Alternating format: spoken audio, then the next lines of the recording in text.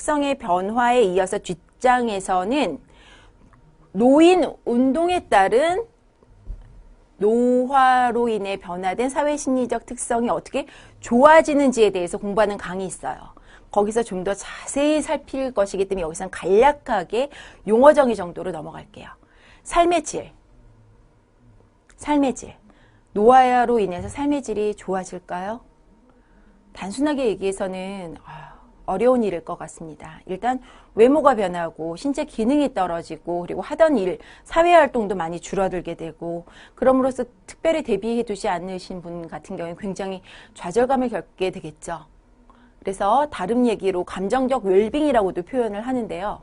지금 노인의 공포라고 표현이 된 이 내용을 보시면 잘 이해하실 수 있을 것입니다. 노화와 질병에 대한 공포, 가난과 책무에 대한 공포, 변화와 불확실성에 대한 공포, 정신병에 대한 공포, 치매 특히, 자유, 정체성, 존엄성 상실에 대한 공포, 죽음에 대한 공포, 학대와 무관심에 대한 공포를 노인의 공포로 꼽고 있습니다. 지금 사회심리적 특성의 변화 중에 이 자각이라는 개념도 굉장히 중요한데요. 그 세 가지로 표현이 되어 있습니다. 자아 개념, self concept, 자부심, self esteem, 그리고 자기 효능감, self efficacy를 우리가 자각이라고 얘기를 하는데요. 첫 번째 자아 개념부터 보시면 자아에 대한 의식적인 자각을 얘기한다고 합니다. 자아에 대한 의식적인 자각? 우리가 운동을 지도한다고 했을 때도 특히 복근 운동을 합니다. 아니면은 그 둔부 운동을 합니다. 엉덩이 근육 운동을 합니다. 이랬을 때 그 부분에 대해서 의식적인 자각이 잘 이루어져 있어야 더 운동에 있어서 효과가 더 높을 수 있다는 건 여러분들 잘 알고 계셔야 합니다.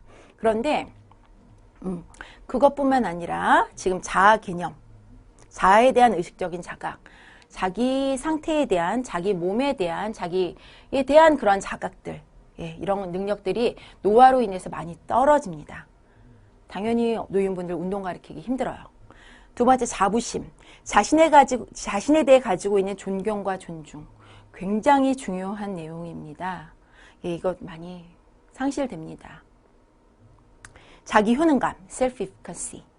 자기 효능감은 자신이 어떤 주어진 여건에 대해서 할 수 있다라는 자신감이거든요. 개인이 일정 수준의 목표 달성을 위해 해야만 하는 행위를 조직하고 실행하는 능력에 대한 믿음. 가장 강력한 행동 수행의 매개체라고 할 수 있는데 안타깝게도 이러한 기능들은 이런 느낌들은 상실되게 됩니다. 이러한 능력들을 북돋아 줄 수 있는 그러한 좋은 수단이 바로 운동일 수 있을 것 같아요. 그렇게 해서